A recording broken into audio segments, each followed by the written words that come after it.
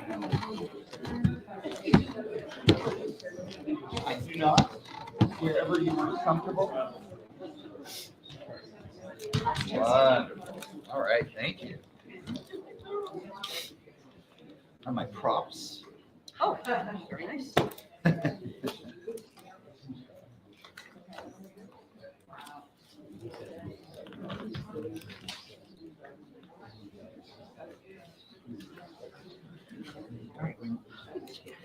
The time. Gotta be watching the time. Yeah, all right, let's hope this works. Test. Wonderful. Hello, welcome everybody. You have a little switch there. Welcome everyone. Thank you so much for joining us. Behind the scenes, what happened after Anatevka? Anybody know? Yes, you all know. We all know. Some of us know. Anyway, we're going to talk a lot about it. I'm Jason Loewith. I'm the artistic director here at Olney Theatre Center. Thank you so much for joining us. How many of you have been to a behind the scenes event before? Great, almost all of you. Wonderful. Behind the scenes, we do this every opening night at 5 p.m. We find the best and the brightest people to help contextualize the work that you all are often about to see on stage. This evening, some of you I'm sure are coming tonight, some of you are probably coming at another time to see our production of Fiddler on the Roof. So we're really happy to have you here. How many of you have seen Fiddler on the Roof, the musical? Almost everybody. I should have asked the other way. How many of you have not seen Fiddler on the Roof? Anybody willing to admit it? Wonderful. No, I sat yesterday, we had invited dress rehearsal, and I sat with somebody yesterday who had never seen it. They were like, oh, that's so great. I'm like, yeah. It's a good show. It's brand new. We just chose it. They just wrote it last week. Although you can imagine, because my email is in the program, I get emails from patrons all the time. And some of the emails I get, and I will get them, people will write, I didn't like that song, Chavala. Maybe you should have them cut it. And then, well, there were very many songs cut from the show. That is true. That is true. So actually, and you can probably tell us all about them. So today we're going to talk about the continued resonance of Fiddler on the Roof, cultural resonance of Fiddler on the Roof, why it has remained since 1964 such a cultural touchstone in American and international culture. And I am lucky to be joined by two amazing folks, and I'm going to introduce you, and I've cribbed this from the internet, so it's pretty much what you all already wrote. And as I think you know, we usually talk for about 45 minutes, and then we open it up to questions, and we're done just before 6. So, joined on my far right by Professor Alisa Solomon. She directs the Arts and Culture concentration in the MA program at Columbia University's Graduate School of Journalism. Everyone, however, in my field knows her as one of the amazing critics of the most important paper for theater people ever, not the New York Times, The Village Voice, although she has written for the New York Times and plenty of other places. Her first book, Redressing the Canon, Essays on Theater and Gender, won the George G. Nathan Award for Dramatic Criticism, which is a very big deal in my field. But it's her recent book, which I hope you all, we don't actually have copies of it to sell, we should. But her recent book, Wonder of Wonders, which is why she is really here, Cultural History of Fiddler on the Roof, and it finally gave me an opportunity to meet somebody who, you don't even know this, you're sort of a longtime idol of mine. Aww. And I did love reading on her website that she sang along with the Fiddler LP as a kid, worked on a production at JCC Camp, and in more recent years has seen performances of the show on only 3 continents. I was Laser Wolf in 11th grade, but I was available for the show, but they did not cast me. In between me and Alisa is the wonderful Rabbi Sarah Bassin. She serves as the director of Clergy and Congregation for HIAS, the Hebrew Immigrant Aid Society, and she helps connect synagogues and their spiritual leaders to the work of aiding and advocating for refugees and asylum seekers. Prior to this role, she was the associate rabbi at Temple Emmanuel of Beverly Hills, where she drove congregation-based justice work. She began her rabbinate as the founding executive director of New Ground, a Muslim-Jewish partnership for change, where she built minority-based coalitions under her leadership. Newground was named one of the 50 most innovative Jewish organizations in the United States by Slingshot Guide and was recognized by Governor Jerry Brown of California as the state's faith-based organization of the year in 2013. It will be no surprise to you all that I actually leaned on Sarah quite a bit as we developed our plan for this production, and your wisdom has been an incredible pole star for me, so thank you. Yes. Process didn't you all just do Fiddler on the Roof? We did what you're about to see, just to give you a little bit of context on the show. Peter Flynn, I approached Peter Flynn, who directed our production of Matilda back before the pandemic, and I asked him to direct the play. Everybody thought that I was going to direct it, as somebody who almost became a rabbi and ended up veering into theater. Everybody thought that I was going to direct it, but I made a better choice. For today anyway. Well, I'm not so sure. I almost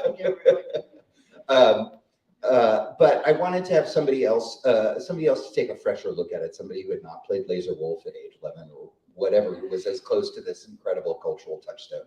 But I did say to Peter, I said, I want to talk to you about making sure this production looks like our community. This is something that's very important to me.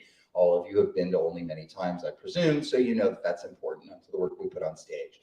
And so he and I came up, primarily him, but I helped refine this wonderful idea. The production that you're about to see tonight is set in a European sort of immigration center or a transit place on the way for immigrants on the way, presumably to America.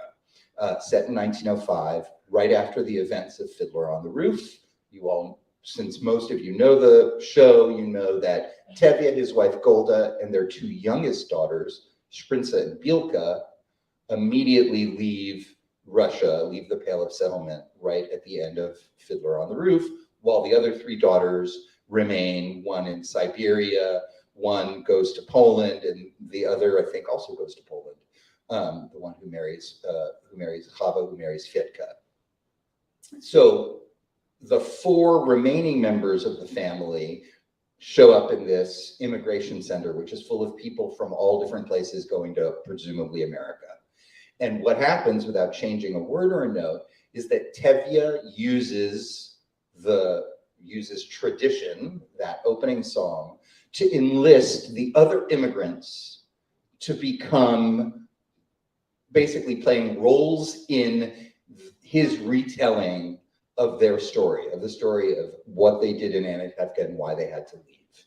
And in so doing, he creates a community, a multicultural community of folks who learn through Tevye's story and tell us in the audience the story of Tevye and Golda and his family and their family. So that's a little bit of the background. Let's go straight though to the questions. And I'm going to straight go to Alisa, if I may. Your book argues that Fiddler's continued cultural resonance, but not beyond its life on stage, is greater than any other musical, and I would agree. Can you talk about why the musical's origins in particular provided such fertile ground to make this cultural juggernaut that became Fiddler on the Roof? Okay. I'll try to answer that briefly, not in 400 pages. And also just, thank you very much for the invitation. It's nice to be here. And I'm excited to see the show later. So there's a lot of tributaries, to that question. Why was the show a hit in its moment? Why could it be made then? Why was it a hit, not only with Jewish audiences, which were a pretty high percentage of the Broadway audience in 1964, and why has it remained so powerful both in our community and internationally? One part of the answer is that the United States in 1964 and the Jewish community in 1964 were ready at last for a popular culture version of this story to be presented to a mainstream audience. There definitely had been representations of Eastern European, Ashkenazi, Yiddishkeit, Jewish experience before, but mostly in private or Jewish institutional spaces. This was the first work of major popular culture in the US to call forth the old country for everybody. And that has to do with a lot of reasons. One, in the post-war era, the kind of normalization of Jews into the American fabric. For example, there was an important book in the mid-50s, Protestant Catholic Jew, sociological book, that recognized that Jews were no longer these kind of weird, foreign, fringy people, but were the same as every other Americans who just worshipped differently. And I think that was the general, I think that book persuasively argued that had happened by that period, both by virtue of when the mass immigration of Jews was, this is 2 generations later, also because of knowledge of the Holocaust, also because of post-war economic development and prosperity and optimism. And so forth. So the world was ready in a way for this story, and there are other reasons in the Jewish community too. Maybe we'll come back to. The other thing I would say about its lasting popularity is that it very brilliantly, and this is largely because of the Sholem Aleichem stories it's based on, as well as because of the genius of the director-choreographer Jerome Robbins. It works on a universal track and a particular track at the same time. It flows on both tracks very evenly, very fluidly at the same time. So to take just one of many examples, the wedding scene. The wedding scene, which is like not even a scene in the Sholem Aleichem stories. In the Sholem Aleichem stories, it's a sentence.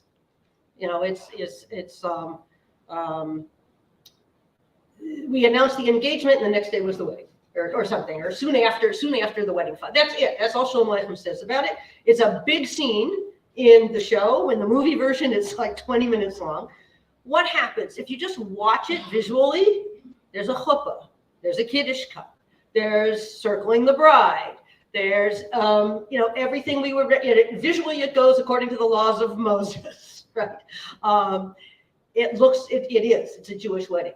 If you close your eyes and just listen to the song, which is Sunrise Sunset, which is a waltz, a wedding song, that's a song that goes not according to the laws of Moses and Israel, but according to Tin Pan Alley and Bride magazine. So that anybody can relate to, right? Anybody. My children are growing up too fast. It's anybody can connect to that, but at the same time, Jews in the audience feel very hailed by it and recognized by it. And we see something from our tradition on a stage before a popular audience. It's a very moving and powerful thing. That happens in so many ways in the show. Musically, it happens.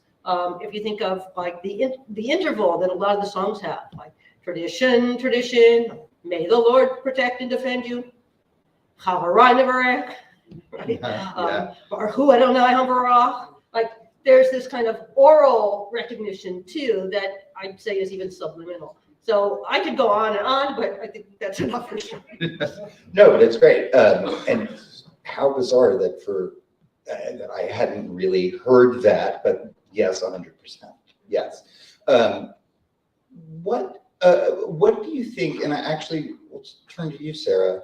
What do you think accounts for because the first time we talked about this, I think we talked about it. What do you think accounts, as somebody who works with refugees and folks from all over the world, what do you think accounts for its popularity, that universality that Alisa is talking about, the fact that it's on both particular and universal track? I think the American story is one of people who are coming here to flee something. They are also coming towards something, but in many cases, they are fleeing something. And the Jewish people as the incarnation of forcible displacements, right? That is a very particular truth to the Jewish community. I mean, the extent of forcible displacement for Jews in the long 20th century from the 1880s until the 1990s cannot be overstated. There was mass transformation that the Jewish community looked nothing like it did. Global Jewry looked nothing like it did at the start of the long 20th century that it did at the end of it. But forcible displacement is not a story that is unique to Jews. Certainly not today. Today, We are in a moment of the greatest number of people being forcibly displaced around the globe. Every year, HIAS puts out a little Haggadah supplement for Passover. That's a really beautiful thing. You can download it for free. Highly recommend it. But in that Haggadah, there's this number of the people who have been forcibly displaced around the world. A few years ago, it was 50 million. Then it jumped up to 80, then 90. We're now at 110 million people. 1% of the global population right now is forcibly displaced from their homes. Think about that. 1 out of every 100 people is not living in the place of their origin and not by their own choice, by circumstances that force them to flee. So I think that part of what is so resonant about Fiddler is this insecurity, right? That feels so particular to the Jewish experience that actually taps into the reason why so many people have come to the United States. Thanks, that's great. And I would hope, not that I want to give away a lot of what you're going to see, but when you watch tonight or whenever you see Fiddler, you'll see a lot of the immigrants, would-be immigrants, when they're not playing a role in Tevye's story, are sitting on the sidelines and watching. And part of the reason for that and what we're pushing to do is to try to have moments of little realization for that immigrant and that would-be immigrant and that would-be immigrant. Like, yes, that's familiar to me.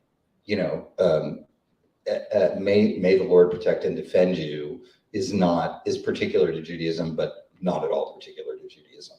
So, oh yes, I feel that. Oh, I see that.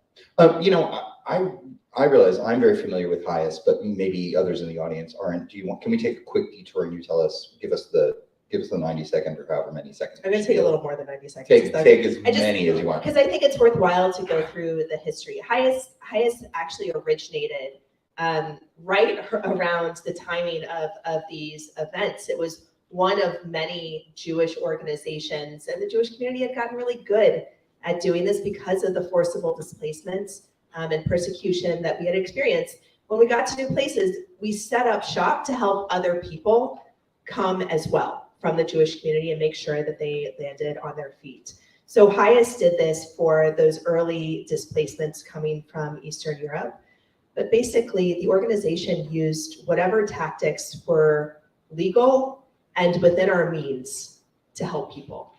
So in 1900, that meant that we had somebody stationed at Ellis Island to argue with anybody who was put on the deportation list, right?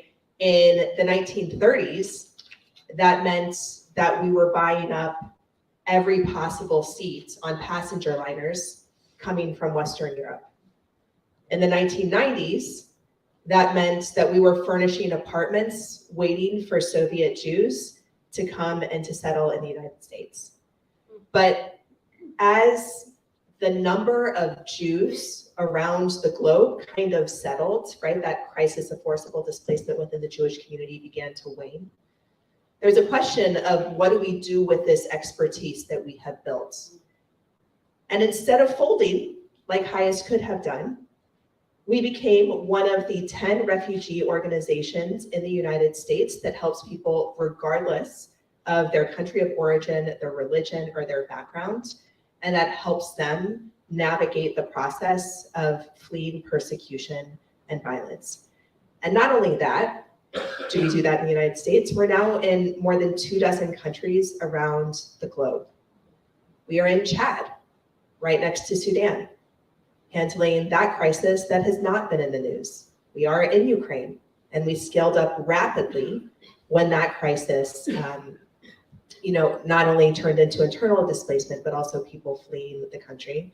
And most recently, we have had an office in Israel since the 1950s and are working with 250,000 people who are forcibly displaced in Israel, notably focusing on the asylum seekers, the Eritreans and the Sudanese and the queer Palestinians who don't have the same kind of built-in safety net that many Israeli citizens do.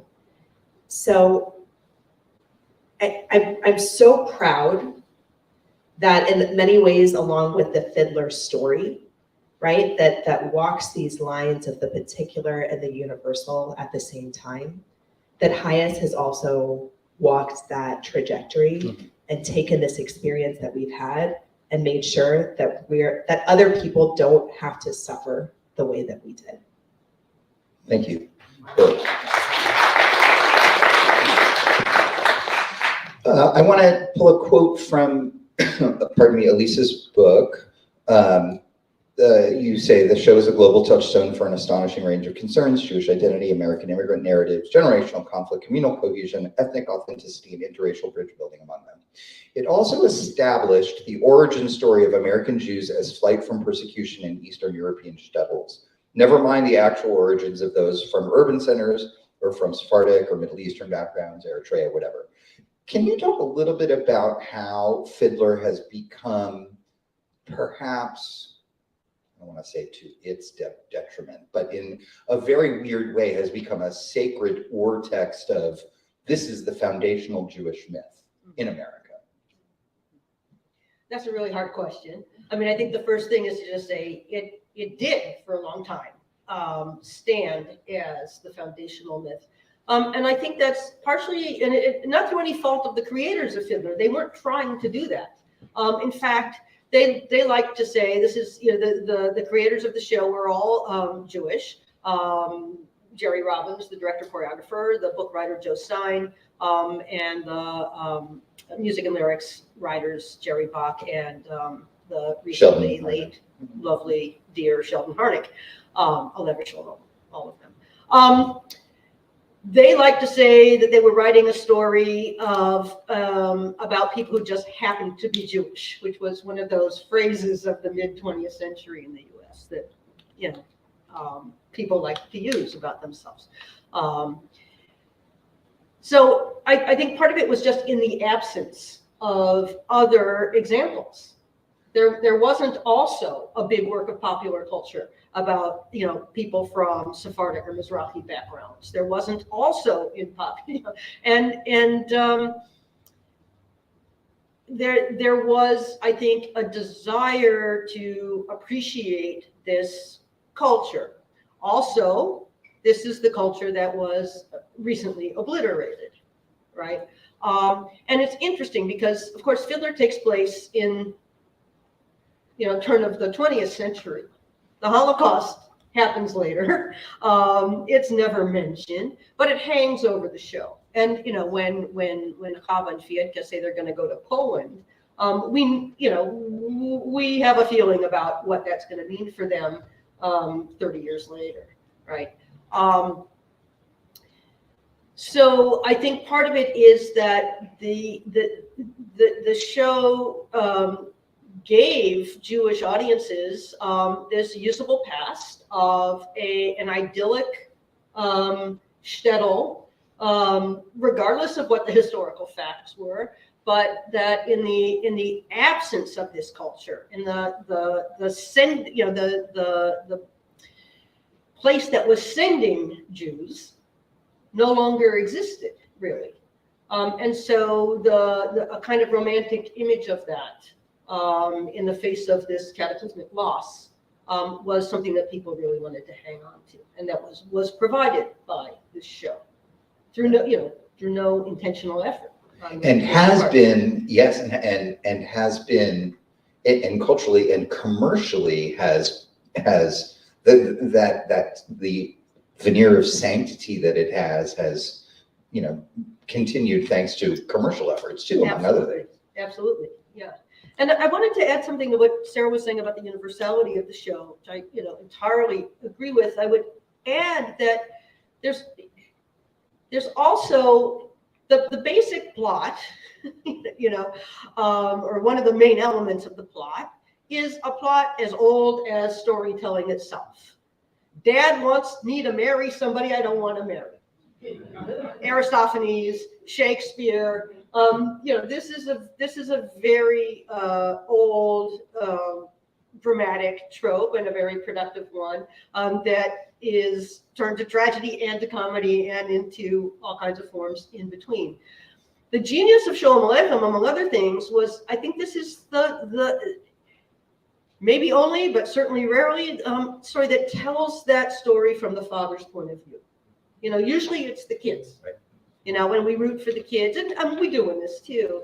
But here we see the heartbreak, the tension, the anxiety, hold on the one hand, on the other hand, there are no other hands, feelings that Tevye experiences. And he's grappling with all of this change, time of change, and change is difficult. You know, change is really difficult. And at a time of uncertainty, modernization, the Shalom Aleichem stories are, very much about the coming of modernity into the Jewish world. In fact, the original story about Seidel's story is called Modern Children, Anatevka Kinder. It's the world's just changing too fast, and he's trying to cope. Yeah. And I think that's also part of why it sustains such power, because change always feels like it's happening too fast. And it's a couple of different changes, one very internal to the community and to this family, and then the, of course, external change of here's your order, sell your house within 3 days. Mm-hmm. So yeah, for sure.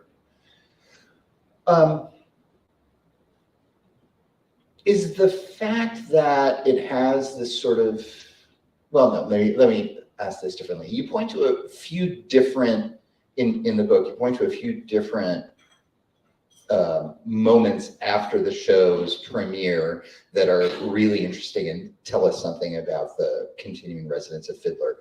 One of them is, I think it's particularly resonant for this production, is about Brownsville. Do you mind if I bring that up? 1968, the New York teacher strike in 1968. Can you talk to us a little bit about that and how Fiddler how Fiddler was involved in that? Sure. So it's kind of a long story. But a good New York. one. I'll do the standing on one foot version. So despite what we think about the differences between the North and South, maybe, New York City was highly segregated racially, and the public schools even more so now, sad to say, in the 1960s. And as part of the civil rights movement, there were significant efforts in New York to integrate the public schools, and they were pretty much going nowhere. And after some years of failure, parents, concerned citizens, largely in African American and Puerto Rican communities, said, okay, if we aren't going to integrate the schools, at least let us run some of our own schools so our kids can learn something about our cultures as well, so they can have teachers who look like them, etc. This is where a lot of this began. And with funding from the Ford Foundation, there were several experimental districts created in New York for that school year. One of them was in a Brooklyn neighborhood called Ocean Hill, Brownsville. And the superintendent, so they installed a Black superintendent who was, had worked as a teacher and a principal, was very qualified. And one of the first things he did was to transfer some of the teachers in the district, because the teaching staff was like 98% white. So we transferred some of those teachers to other districts so we could bring in some teachers of color. The teachers union objected, and they went on strike over it. And the head of the teachers union was largely white and Jewish at the time.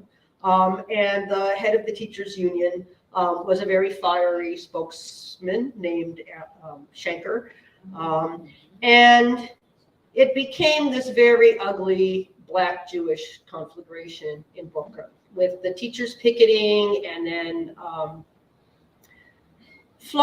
some anti-Semitic rhetoric and some racist rhetoric. And I mean, it was ugly. In the middle of all this, in an adjacent junior high, not actually in the experimental district, but in the same neighborhood, with a population of students, mostly Black and Puerto Rican, did Fiddler on the Roof as their spring musical. This kid, Teddy, played Tevye. He was Black. The child who played Golda was Black, and most of them were Black and Puerto Rican. There were a couple of white kids, a couple of Jewish kids in the show. It was directed by Mr. Pirro, the beloved music theater teacher, Italian American guy. And I just as a side note, I'll just say probably apart from meeting Sheldon Harnick on a number of occasions, probably the thing that gave me the most pleasure working on Wonderful Wonders was digging up and meeting and interviewing a lot of the kids who are now in their 60s who had been in that show. Largely because they remembered Mr. Pirro with such affection, and I come from a long line of teachers, and the way they spoke about the importance of this teacher in their life just was so moving to me, and how much that show meant to them. So what happened was that some of the Jewish teachers still working at that junior high school objected to non-Jewish kids playing these characters. And said and accused Mr. Pirro of doing it to mock Jews. In fact, and it became such a conflict that actually a documentary was made about it. There was a segment on 60 Minutes about it. As a result, we have some footage of the production. It was anything but mocking. Just go on YouTube and look for it, because if you see this boy singing, actually video of it. Yeah. Oh wow, how great! Video of it. Yeah. It's incredibly moving. And Bach and Harnick and Stein, Jerry Robbins was out of the country at the time, but Bach, Harnick, and Stein got behind the production. They caught wind that it was happening and it was being objected to, and they not only supported it, they went to see it on opening night. And I think it speaks a lot to the universality of the show. And I would also say to the security of Jews in America, that this is a story that we can share. I just want to jump in, because I think that this tension that you're articulating, and then the folks behind it choosing to show up for the show. There are two different ways that the experience, the collective psyche of persecution for the Jewish community can manifest. One is that we circle the wagons and we protect our own because nobody else is going to protect us, right? Kind of a tribal orientation.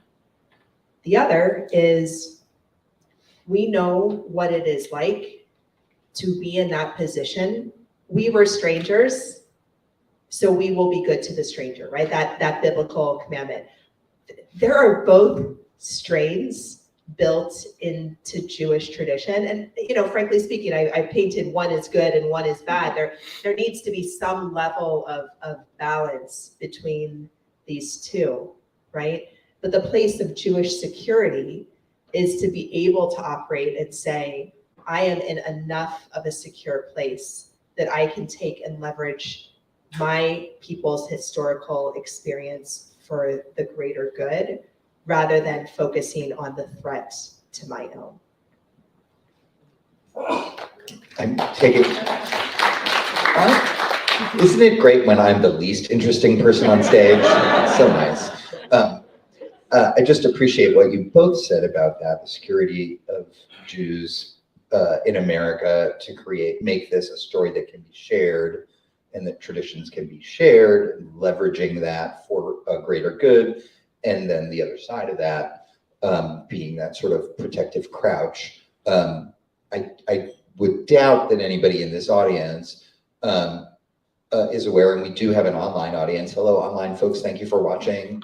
Certainly there was concern from the Jewish community within the theater community here about this production and whether it was going to somehow tamper with an essential Judaism at the center. So I think that you see both those things operating even within our artistic community here, a real desire to leverage the Jewish experience and this very Jewish story for a larger purpose, but at the same time say, hey, let's protect what is sacred, especially at this moment. So that, it's such a curious set of questions for me. I mean, I really struggle with it sometimes, the so-called casting controversy. So, who could play what roles. And I always want to take a few steps back and ask, like, what's at stake here? Like, what's like really the issue? We're talking about actors in a make-believe story, right? We all know that's not, so like when Alfred Molina played Tevye in not the most recent Broadway production, but the one before that, or in the original production in 1964, yes, Zero Mostel, who came from a Yiddish background, was the only Yiddish-speaking person that had a big influence on how some of the songs came out and so on. But a lot of the cast members were not Jewish. The majority. Majority. And like nobody cared in 1964.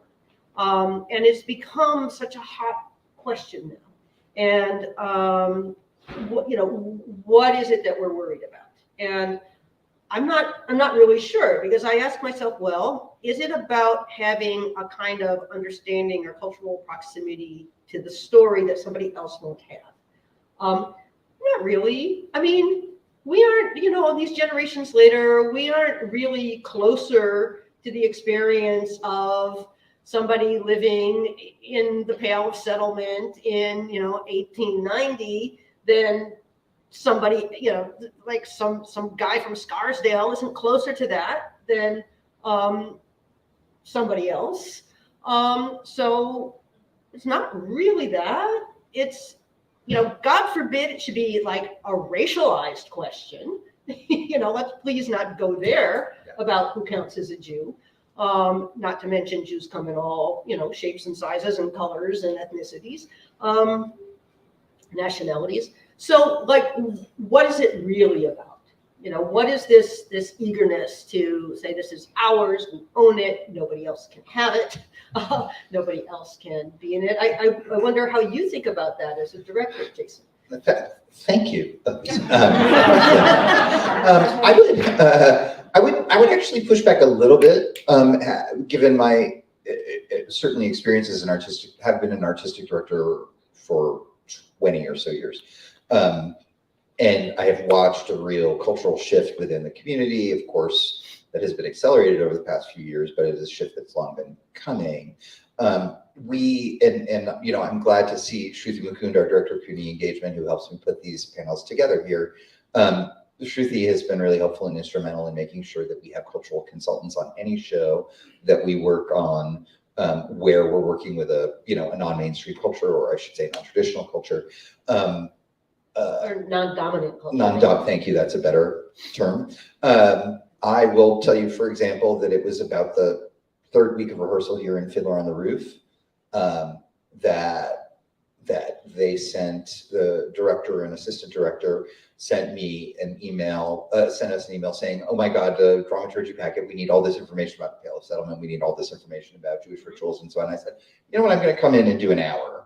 I'm going to do an hour of a day in the life of a Jew. So and of course we have Jews in the cast, but part of it is a labor question, is that I hire an actor, or I hire a director, or I hire somebody for their talent in putting up a show, not for their, but I'm not compensating them for their cultural competency in a particular area.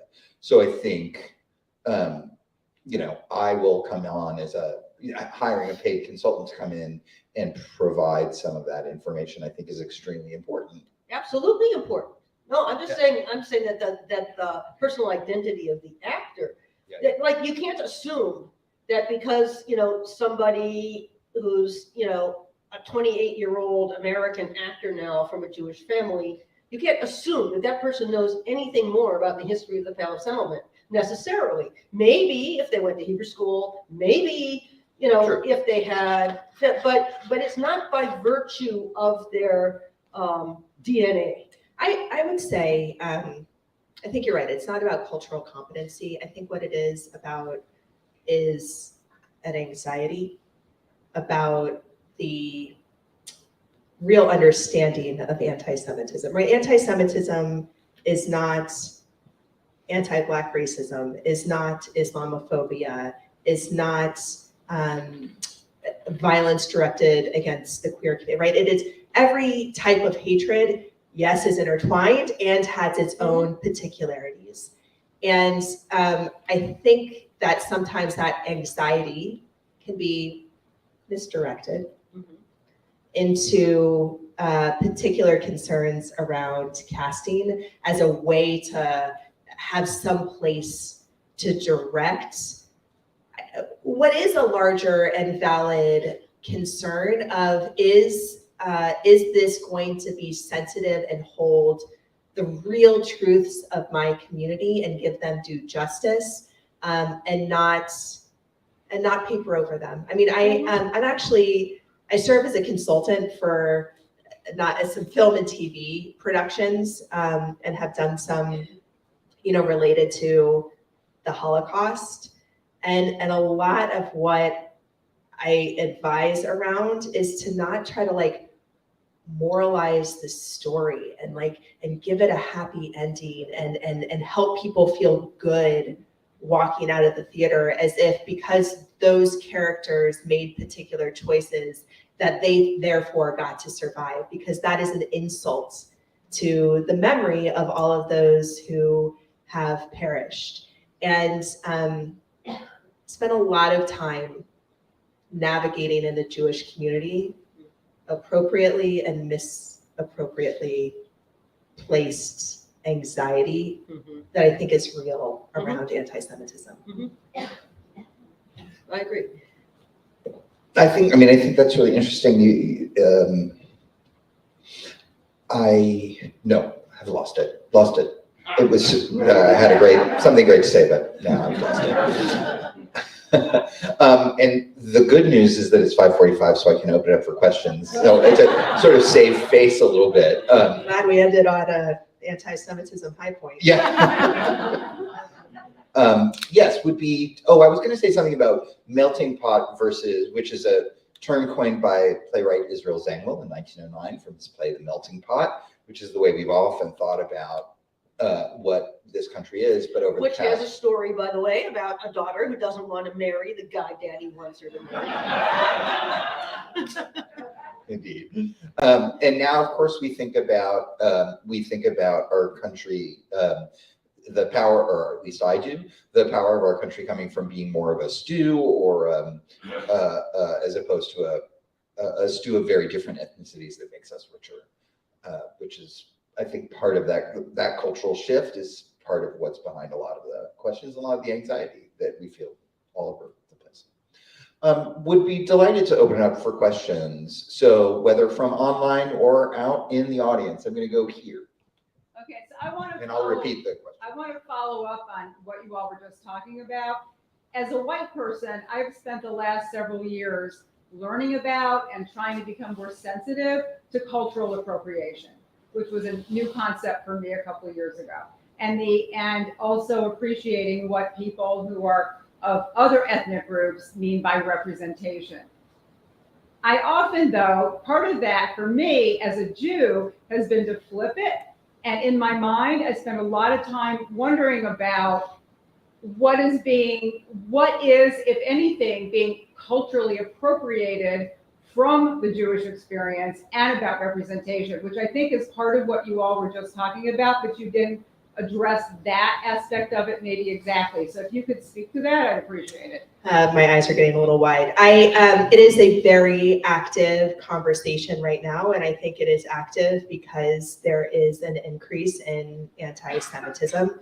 So 20 years ago, it was not a thing to talk about whether white Ashkenazi Jew in a television series or in a movie was going to be played by a white Ashkenazi Jew or somebody else, right? It is a thing now. Or John Turturro. Right, right. So I think it is reflective both of imbibing of the larger cultural conversation, but also of the particular anxiety around the increase of anti-Semitism. And there's not a monolithic approach. Like on the one end, you have Sarah Silverman, who is putting out thought pieces about what she calls Jew face, right? And has a very serious critique of casting non-Jews in Jewish roles. And then you have people who believe that for the depiction of white Jews, that white Jews have enough whiteness in their experience that it is irrelevant whether somebody is Jewish or not. I mean, I think that the truth is in the middle, right? If you have the other sensitivities that are built into, you know, cultural consultation and thoughtfulness in the production, it's one piece of the puzzle. It is not everything to the puzzle. How'd I do? I don't agree entirely. Great. I you know, sort of related to what I said before. I agree entirely that an anxiety is being expressed in these controversies. Right. Maybe I am agreeing entirely. That I think when there's a complaint that, you know, Helen Mirren is playing Golda or what's his name is playing Leonard Bernstein, that I think it's a misplaced anxiety. I think it's not, like, these are actors. They're learning what they need to know to play the part. We don't expect, you know, a royal Dane to play Hamlet. We don't, like, so, like, what's really happening underneath it? Yeah. So it's really not about the casting. It's really about something else. So, yeah, so I think you'd agree. I saw a hand over here. Yes, ma'am. Thank you. Maybe because I'm a parent now, and when I first saw it, I wasn't. I just wonder if the fate of each child somehow haunts me. And you've only mentioned the fate of one child, which you assume is that she died in the Holocaust. May not be true, but it's what we kind of all assume. But you know, the fate of the daughter who went to Siberia, her husband was a political activist. He probably was involved in the Russian Revolution. And I say this because I think my grandfather did the same thing, changed his name, we can't find out where he is, and I think it's because he was a socialist and you couldn't come here if you were. So what do you think happens to these kids, especially the ones who come to America? I guess everyone sitting in the audience would say, well, I know what happened. They became a pain in the ass like every other Jewish kid. You know, but what did the father expect, and what did the kids think? I'm gonna let Alisa answer that, but I want to start. So the question is, what happened to Tevye's children? What did Tevye think about it? And we know from the play and also from the stories, to a certain degree, that Perchik and Hodel are somewhere out in Siberia, because Perchik is a dissident. Very much the 1905 revolution has to do with that. Chava and Fietka, we know, went to Poland, Krakow, I think. But what's interesting, so these, this is what Alisa's going to tell you about. We all think about Fiddler on the Roof based on Sholem Aleichem's stories. He wrote one story for each of the daughters. There are only three of the stories are in this play because the other two include suicide and not happy things that happen. So what happened to the kids? Yeah. So, I mean, your question about what happens to them after these stories is a great question. There's actually been some sort of like fan fiction written about it where that's imagined. And now I'm going to embarrass myself because I can't remember the name of the woman who played Seidel in Berkshire's production. Al Silber. Who wrote a novel about Al Silber, who was our Sally Bowles in Cabaret in 2019. Great actor, wrote a novel imagining what happened to Perchik. There's also a novel that imagines, written by a right-wing settler, who that imagines that, you know, Tevye comes to Palestine and becomes a like a Jabotinskyite. So there's all kinds of efforts to answer that question. What happens in the Sholem Aleichem stories, as Jason was just saying, is not what happens in Fiddler on the Roof. What happens in the original stories is Golda dies, Tevye is bereft, left wandering. The two younger daughters, one of them is is married off to a rich guy because Tevye pressures her to do so, and she's miserable, and he kind of is rude and horrible to Tevye, and the other daughter falls in love with somebody and can't marry him, and she drowns herself, and like it's grim. Fiddler on the Roof, one of the things that's so amazing about it, and it's it's in the idiom of the American musical, in some ways a form created by American Jews, but I'd say this also goes a little bit to the appropriation question. Like it's a work of American popular culture. So it's as American as it is anything else, and in some ways belongs to all of us. But in this idiom, it ends both on this moment of dispossession and exile, forced migration, and the kind of happy possibility of what's going to happen in the United States. And who are the children of Tevye? Like all of us, the descendants of those of us who are descendants of this Ashkenazi immigration. I mean, I think this tone piece of where Shalom Aleichem chose to take the story as a Yiddishist, as a Yiddish writer, versus what was going to be possible and palatable and function within the American story could not have gone down that same track. Absolutely. You mentioned it in your book, and it sent me back to my childhood. Mad Magazine back in 1976, maybe or so, did a fantastic piece about what happened to all of the descendants of Tevye and Golda. And I had that Mad Magazine, and you can actually find it online. It's called An Antenna on the Roof, a parody of all the televisions that they have. And this daughter is in psychoanalysis. They're all in psychoanalysis, and this daughter is being is a drug fiend, and this one is a free sex freak, and so on and so forth. So. It's pretty hilarious. But this is actually what I was thinking was the cultural appropriation. So as a gay man and a Jewish man, I directed Angels in America a few years ago, and I felt really strongly that a gay man had to play prior.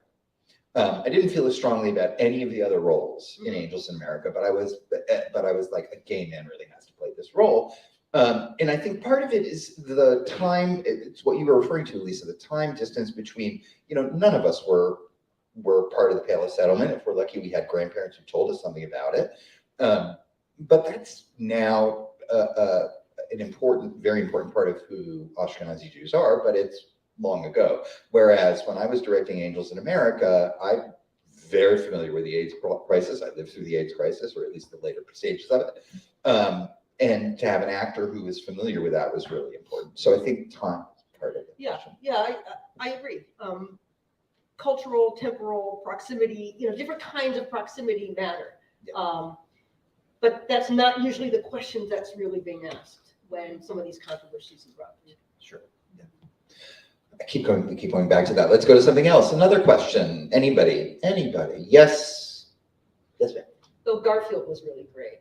Did you see that production? Andrew Garfield. No, I did not see it. I did not. Yeah. So I'm sure you started preparing the show and rehearsing since the war started in Israel with Hamas and Gaza, and I'm wondering if it has affected any of the planning and directing for the show with all of the displaced hostages and the displaced Arabs in the Gaza Strip.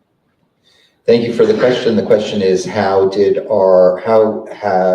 has our production changed, if at all, since October 7th and now the current events in the Middle East, Israel and Palestine.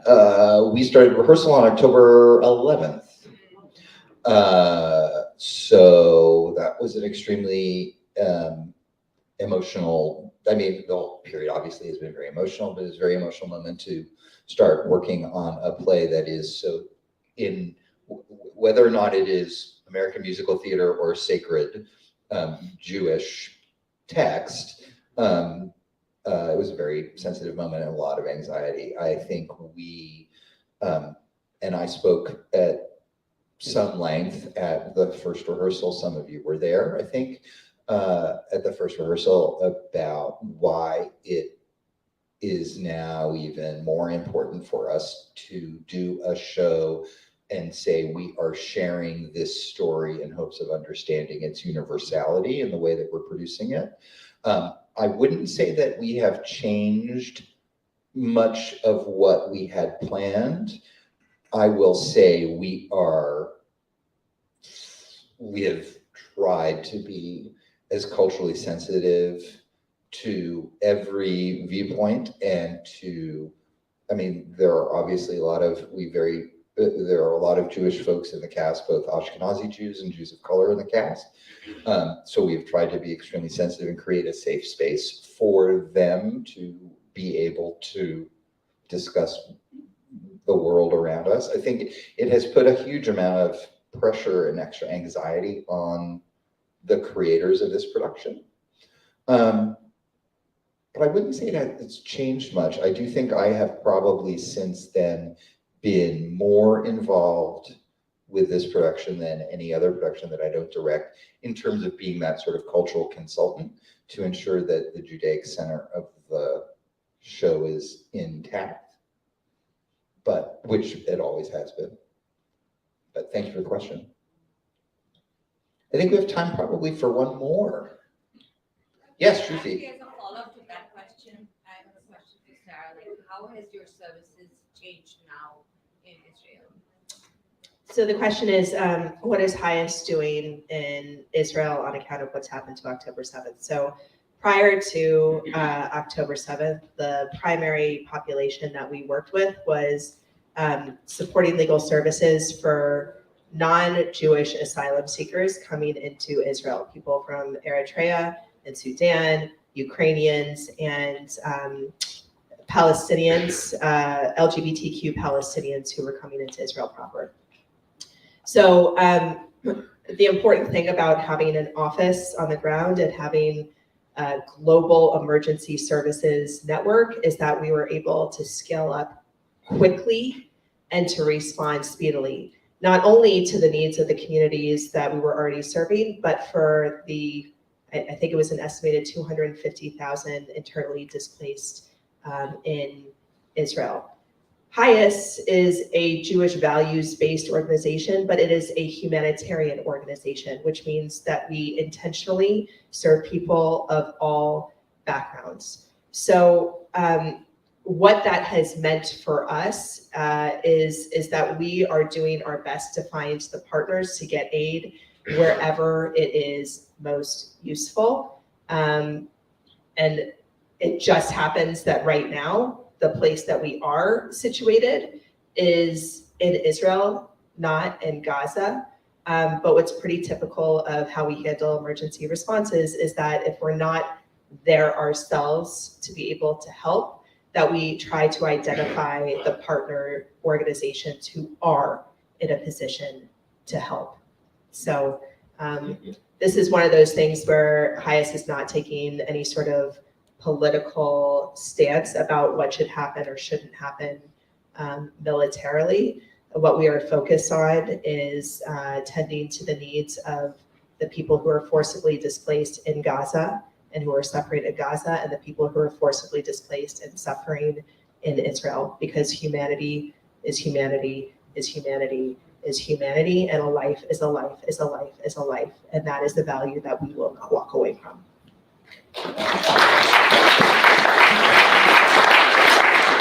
I think that's a great way. Oh, sorry, somebody is waving.